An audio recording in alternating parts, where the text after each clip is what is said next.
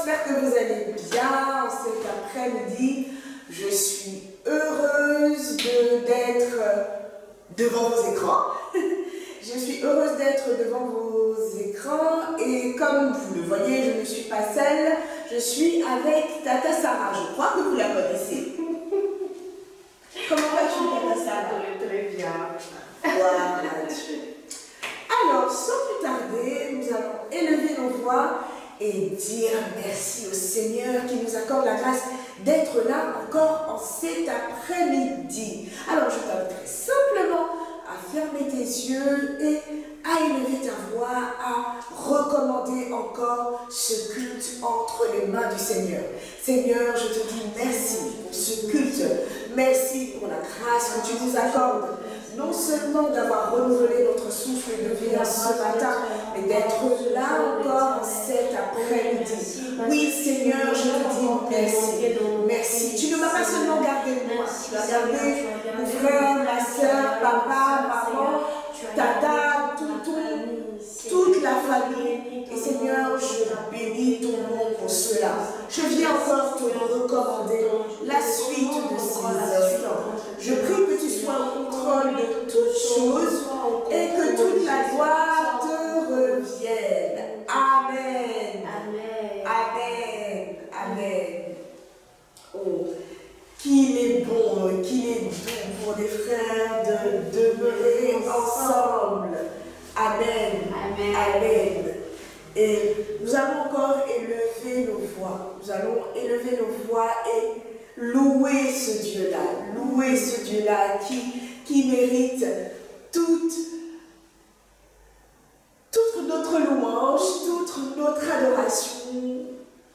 Voilà. Amen. Amen. Donc nous allons louer le Seigneur. J'espère que vous connaissez ce chant. C'est facile. Tu te tiens debout, tu t'apprêtes parce que nous allons danser pour le Seigneur. Amen. Il tient le monde dans ses mains. Il tient le monde dans ses mains. Il tient le monde dans ses mains. Il tient le monde dans ses mains. Il tient le monde. Il tient le monde dans ses mains. Il tient le monde dans ses mains. Il tient le monde dans ses mains. Il tient le monde dans ses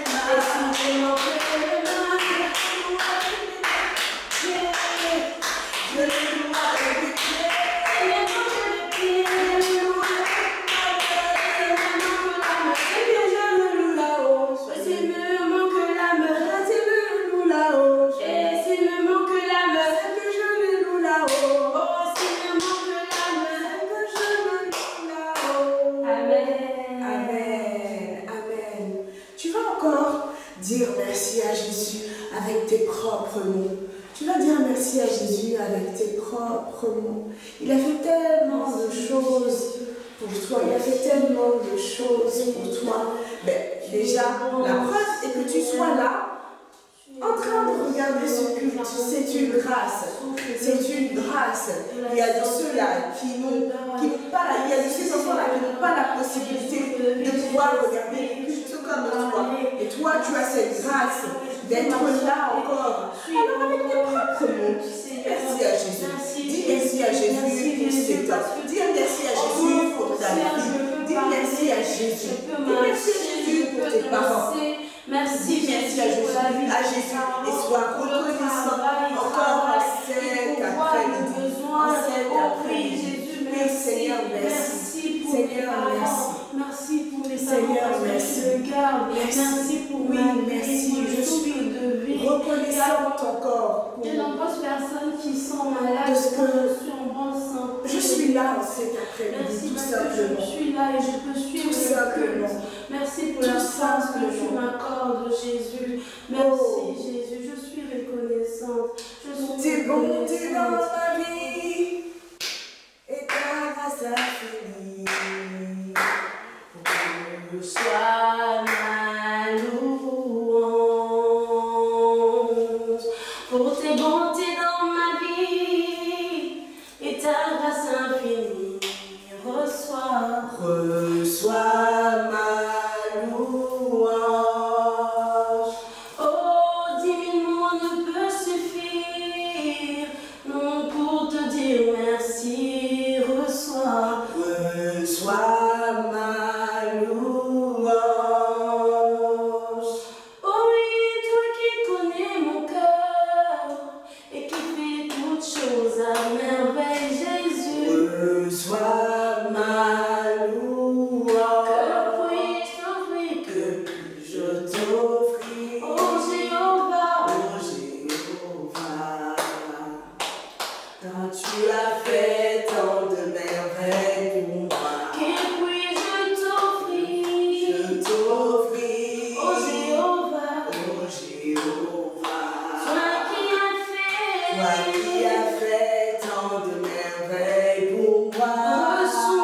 Reçois, Seigneur. Reçois, oh Seigneur. Reçois, Seigneur.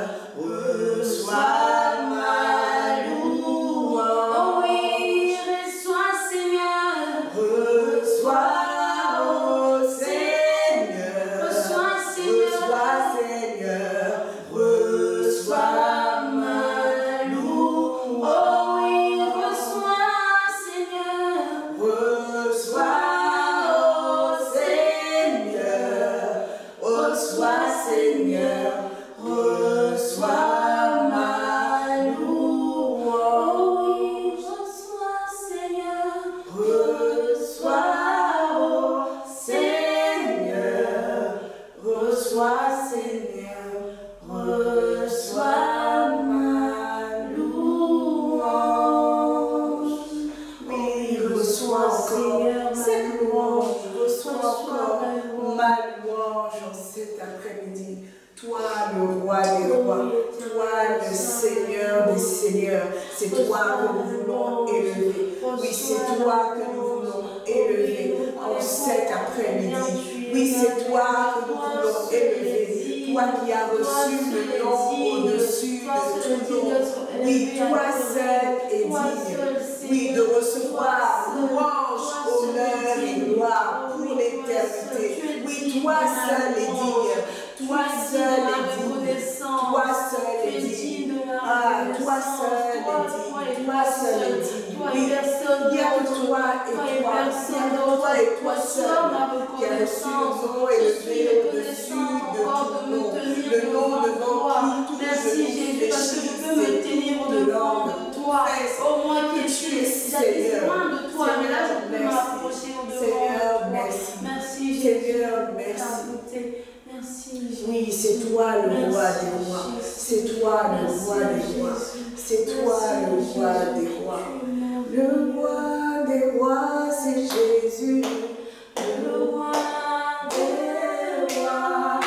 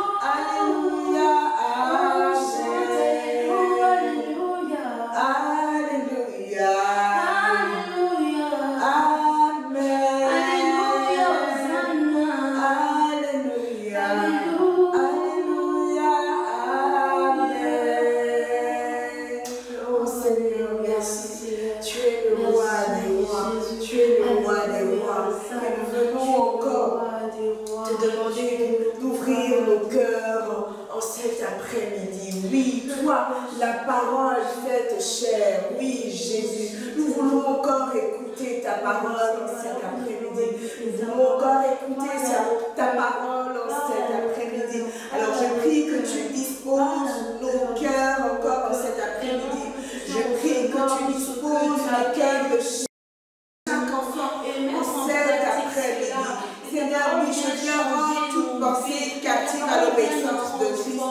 Oui, Seigneur, je viens chasser toute forme de distraction qui pourrait les empêcher, Seigneur, d'écouter ta parole. D'écouter ta parole. Oui, Seigneur, je viens encore te recommander ces temps. Sois le maître de toutes choses et que toute la gloire te revienne. Au nom de Jésus. Amen. Amen. Amen. Alors, le mois dernier, c'est-à-dire au mois de février, nous avons vu tout ce qui concerne la Bible. Qui s'en souvient?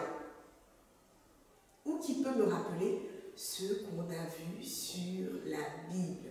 Nous avons dit tellement de choses sur la Bible, que la Bible nous aide à mieux prier, que la Bible nous aide à bien prier, que la Bible, c'est la parole de Dieu. Qu'est-ce que toi tu as retenu sur la Bible? J'aimerais bien le savoir.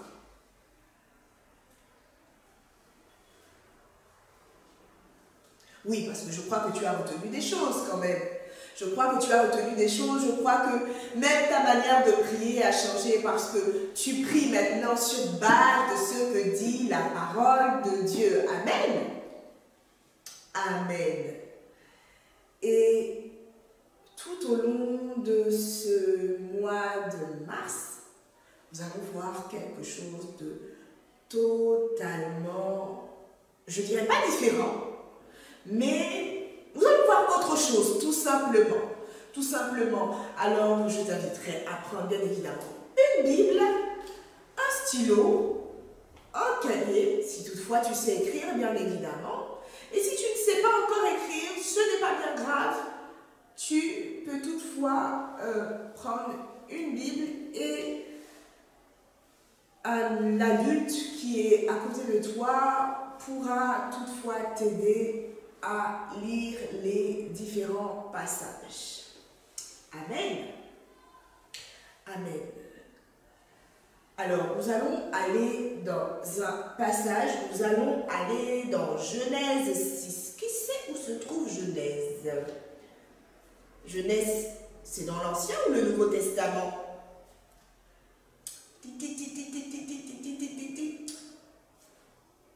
Ancien Testament. Très, très, très bien. Donc, nous allons aller dans Genèse au chapitre 6. Au chapitre 6, nous allons aller dans Genèse au chapitre 6, du verset 5 au verset 9. Et ici, on nous dit que l'Éternel a vu que la méchanceté des hommes était devenue très, très, très grande sur toute la terre et que les pensées du cœur des gens se tournaient de plus en plus vers le mal. Et la Bible nous dit qu'il s'est repenti d'avoir fait l'homme, d'avoir créé l'homme sur la terre, et il était très triste dans son cœur. Dieu était très triste dans son cœur et il s'est dit, il va exterminer toute la terre, ce qui veut dire qu'il va détruire la terre. Il va détruire la terre. Il va détruire de la terre. Il va détruire de la terre l'homme qui l'a créé. Pas la terre, il va détruire de la terre l'homme qui l'a créé. Et mais on nous parle de Noé qui avait trouvé grâce aux yeux de Dieu. Aux yeux de Dieu. Nous allons revenir sur cette petite histoire un peu plus tard. Donc, vous savez ce que ça veut dire chrétien. Est-ce que vous savez ce que ça veut dire chrétien? Être chrétien. Est-ce que vous savez ce que ça veut dire être chrétien? Être chrétien, c'est simplement être un enfant de Dieu. C'est une personne qui a accepté Jésus comme sauveur et Seigneur dans son cœur, qui a cru à cela, qui a cru à ce que Jésus a fait et qui l'a dit de sa bouche. Donc, être chrétien, c'est tout simplement être enfant de Dieu. Et ce qui est merveilleux, bien évidemment, mais nous savons également que, voilà, nous vivons sur la terre et qu'un jour, bien évidemment, soit lorsque nous allons mourir ou lorsque le Seigneur Jésus reviendra, nous allons aller au ciel. Mais avant tout cela, nous devons quand même toujours vivre sur la terre. Nous devons toujours vivre sur la terre. Et ce ne sera pas toujours évident. Ce ne sera pas toujours évident parce que cette marche-là sera parfois difficile. Non, ce n'est pas pour vous faire peur, mais c'est tout simplement la réalité.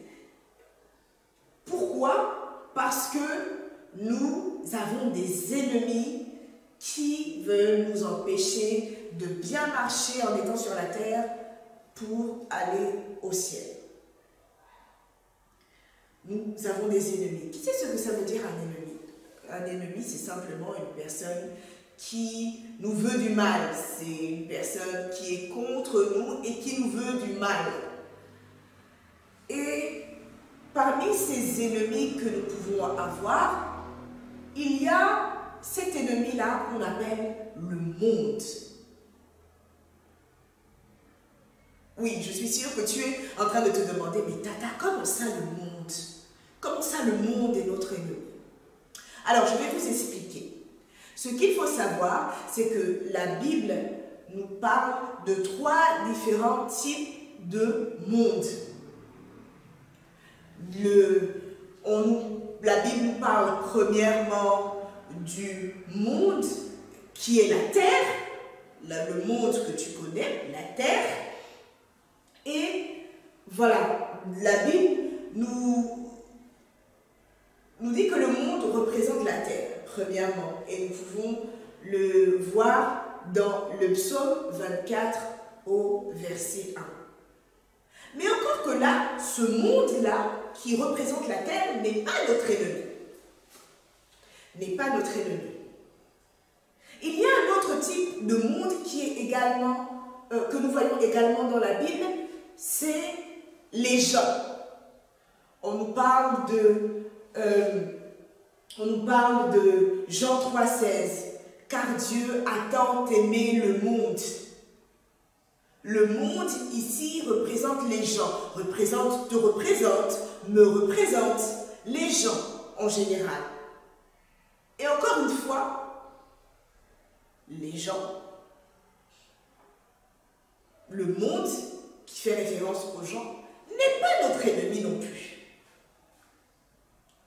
Mais il y a un troisième monde que la Bible emploie, et cela nous pouvons le voir dans le Nouveau Testament, dans 1 Jean 2 au verset 15. Vous pourrez toutefois noter les versets et les lire avec une grande personne, ou une personne qui sait lire. Et ce troisième monde-là, ici, avertit les chrétiens. Et dans ce passage-là, on dit de ne pas aimer le monde et les choses qui sont et les choses qui viennent du monde, qui sont du monde. Ici,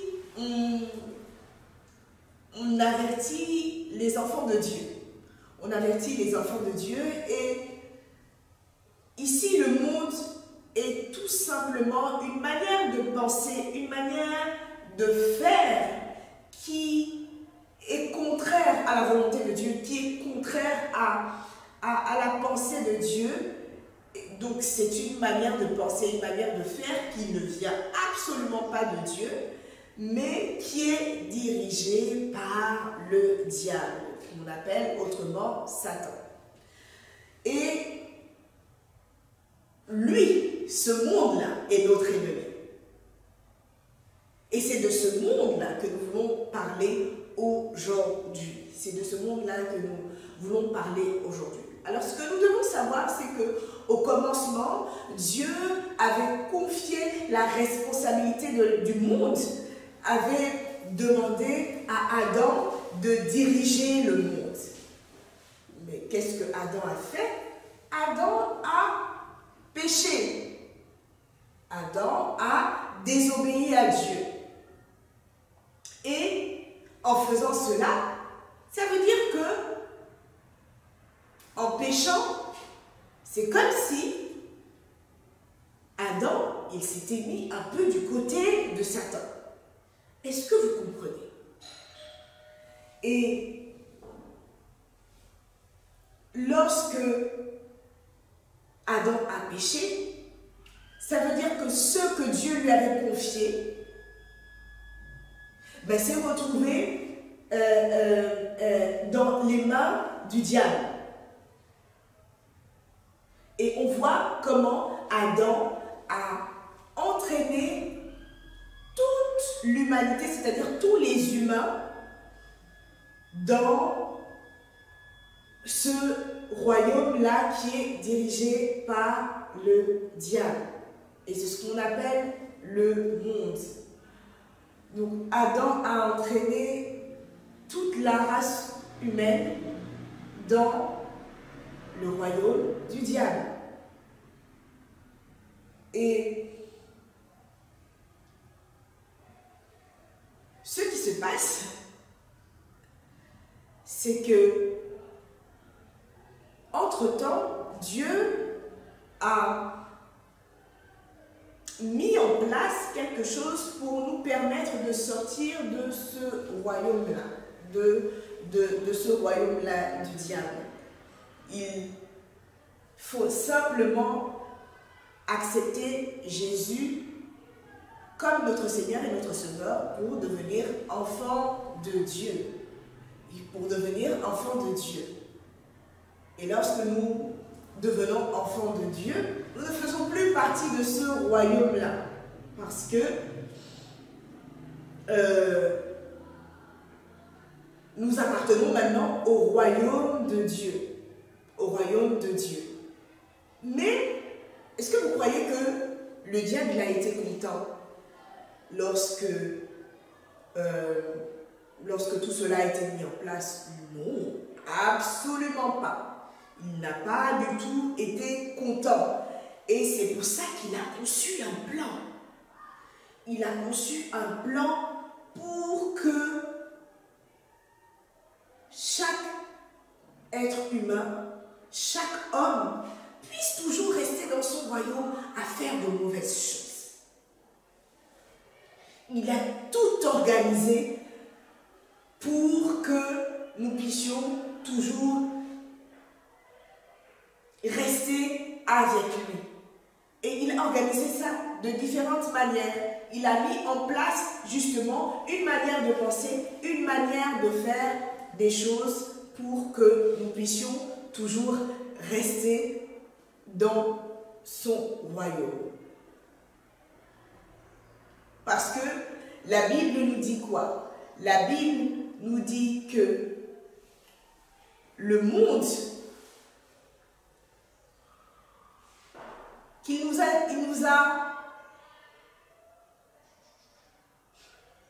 veuillez couper cette partie s'il vous plaît. Je vais tout de suite reprendre. La Bible nous dit que le monde est sous la puissance du malin. Et la puissance du malin, c'est autre que le diable, Satan. qui est encore appelé Satan. Donc le monde est sous la puissance du malin. Et ce qu'il faut savoir, c'est que le diable a créé pas mal de choses pour nous empêcher d'être réconciliés avec Dieu, pour nous empêcher d'aller au ciel, tout simplement, pour nous empêcher d'aller au ciel, parce qu'il ne nous aime pas et il veut nous détruire, il veut nous détruire. Et comment se passe le monde qui ne vient pas de Dieu? Comment se passe le monde qui est notre ennemi?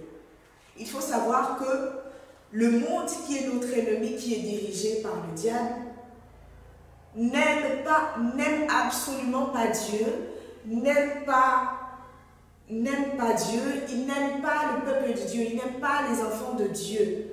Et voilà pourquoi Dieu détruira cela un jour. Tout simplement parce que ce monde actuel dans lequel nous vivons a été gâché par le péché. A été gâché par le péché. Et ce qui est bien, c'est que Dieu tient en réserve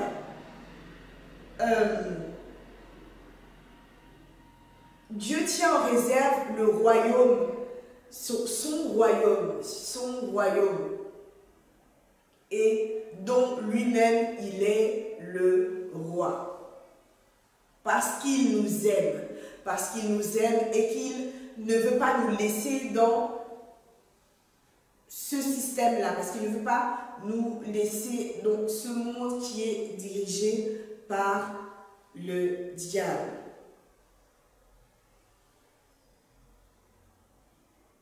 Vous devez sûrement vous poser la question, mais Tata, mais si on accepte le Seigneur Jésus, donc c'est fini, donc c'est bon, on n'aura plus affaire au monde.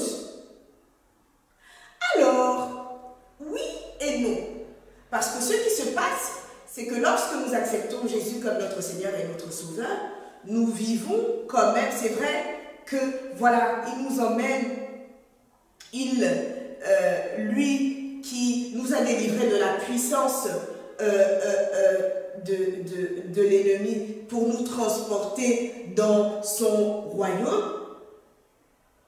C'est vrai que sur ce point-là, oui, nous ne sommes plus dans le royaume qui est dirigé par le diable, mais nous vivons quand même dans ce monde. C'est-à-dire que nous sommes toujours face à la manière de penser du monde. Nous sommes toujours face à la manière de faire du monde. Et c'est quoi la manière de penser? C'est quoi la manière de faire? C'est quoi la manière de penser? C'est quoi la manière de faire? Mais c'est tout ce qui est mal aux yeux de Dieu. C'est tout ce qui est contraire à la volonté de Dieu. C'est tout ce qui est contraire à la parole de Dieu. C'est tout ce qui est contraire à la parole de Dieu. Si je te demande, qu'est-ce que tu regardes à la télé? Est-ce que ce sont de bons dessins animés ou non? Est-ce que ce sont des dessins animés qui parlent tout le temps de sorcières, des choses qui ne sont pas bonnes ou non? Qu'est-ce que tu entends? Qu'est-ce que tu écoutes comme musique? Qu'est-ce que tu fais? Comment tu te comportes avec les autres? Est-ce que tu insultes les autres? Est-ce que tu parles mal aux autres? Est-ce que tu regardes de mauvaises choses? Mais tout ce qui est mal, tout ce qui est contraire, tout ce qui est contraire à la parole de Dieu, tout ce qui ne glorifie pas Dieu, est dirigé tout simplement par le diable. Mais tu dois sûrement te poser la question, mais du coup, Tata, comment faire pour vaincre le monde? Très, très, très, très bonne question. Étant donné que c'est vrai que Jésus habite dans notre cœur, mais nous vivons quand même dans un monde qui est dirigé par Satan. Comment faire? Très, très, très, très, très bonne question. Alors, comment vaincre le monde? Comment vaincre le monde? Nous pouvons tout simplement le vaincre en laissant la parole de Dieu nous transformer, afin que nous ne puissions pas nous conformer au siècle présent, c'est-à-dire que nous ne puissions pas faire forcément les choses comme les autres le font, mais faire les choses en rapport avec la parole de Dieu. Qu'est-ce que Dieu dit? Qu'est-ce que Dieu dit? Et dans cette parole-là, nous allons voir, premièrement, qu'il ne faut pas aimer le monde qui est dirigé par le diable, qu'il ne faut pas aimer le monde, qu'il ne faut pas également être avec de mauvaises compagnies, être avec de mauvais amis, être avec de mauvaises personnes. Je ne dis pas de ne pas les aimer, mais le fait que tu sois avec une personne qui fait tout le temps le mal, mais tu finiras par faire les mêmes choses qu'elle. Qu'est-ce que la parole de Dieu peut encore nous enseigner?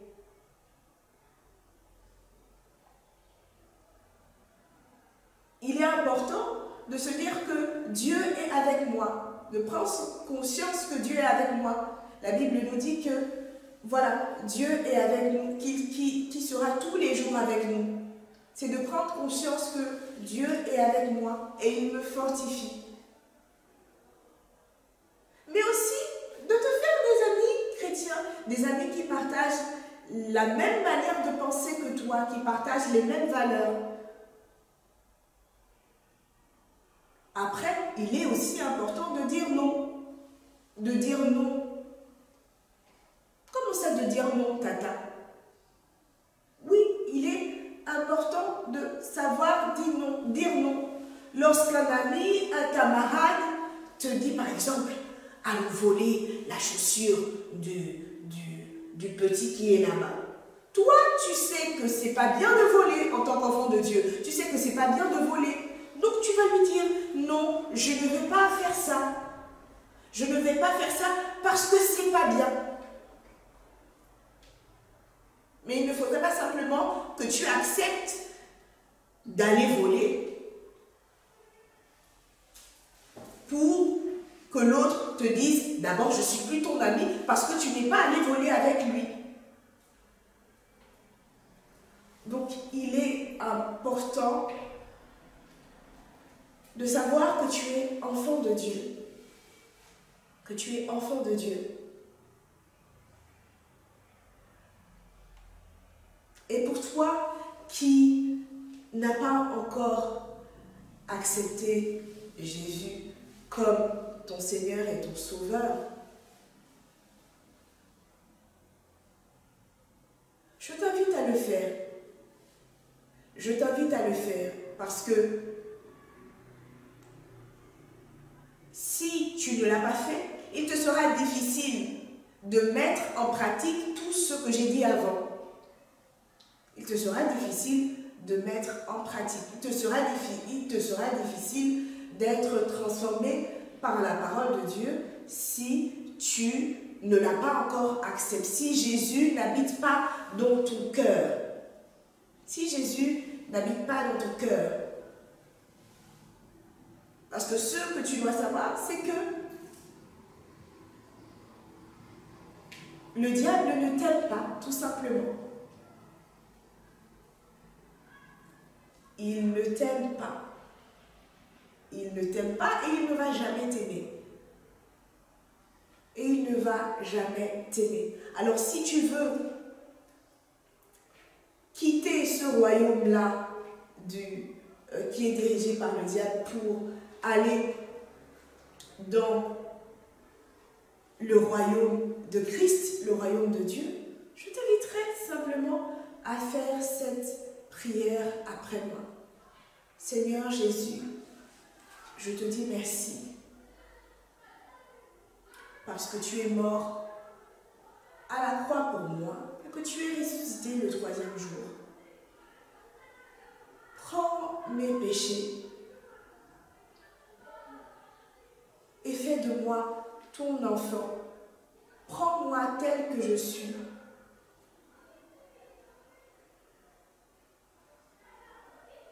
Je te donne ma vie.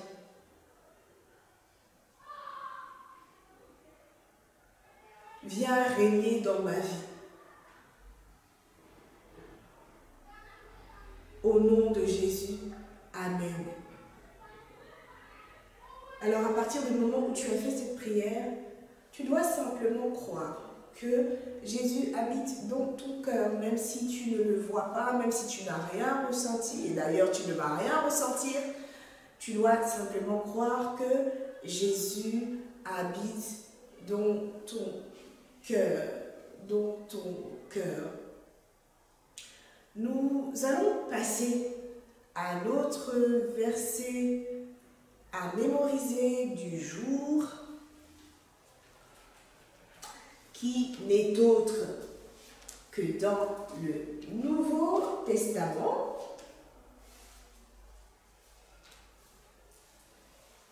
Et j'en ai parlé tout à l'heure.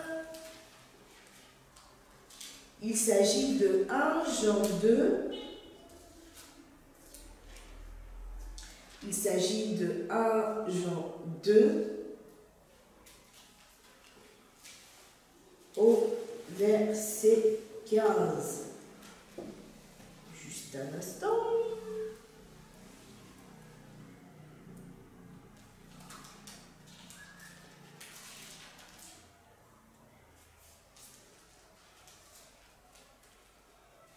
Alors, 1 Jean 2 au verset 15. Il est écrit « N'aimez point le monde, ni les choses qui sont dans le monde. Si quelqu'un aime le monde, l'amour du Père n'est point en lui. » On va reprendre ensemble. 1 Jean 2, verset 15. « N'aimez point le monde, ni les choses qui sont dans le monde. Si quelqu'un aime le monde, l'amour du Père n'est point en lui. » Amen. Amen. Amen. Je pense que ce verset dit beaucoup de choses qui sont assez claires. La Bible nous dit de ne pas aimer le monde, de ne point aimer le monde, ni les choses qui sont dans le monde, ni les choses, ces choses-là qui peuvent te pousser à pécher, qui peuvent te pousser à être loin de Dieu. Et on nous dit que si quelqu'un aime le monde, si tu aimes le monde, c'est que l'amour de Dieu n'est pas en toi. L'amour de Dieu n'est pas en toi. Et tu dois faire un choix. Soit tu aimes Dieu, soit tu aimes le monde. Mais tu ne peux pas aimer Dieu et le monde en même temps. Ce n'est pas possible. Alors, à toi de faire le choix. La décision te revient. Oui, la décision te revient. Est-ce que tu veux aimer le monde ou tu veux aimer Dieu? Ou tu veux aimer Dieu? Ou tu veux continuer à faire toutes ces mauvaises choses-là qui sont influencées par le monde?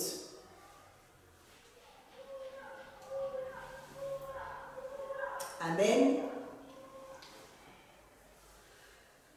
Alors, nous allons prier. Nous allons prier. Je t'inviterai à fermer tes yeux, à prier et à dire tout simplement: Père, je te remercie de ce que Jésus m'a délivré de ce système du monde, de ce système du monde qui est dirigé par le diable. Je ne veux pas aimer le monde, je ne veux plus aimer le monde, ni les choses qui sont dans le monde. Je veux t'aimer toi, je veux t'aimer toi, je veux t'aimer Jésus. Et c'est au nom de Jésus que j'ai prié. Amen, amen, amen. Alors nous sommes au terme de ce culte, nous sommes à la fin de ce culte et nous nous disons à la semaine prochaine. Bye bye.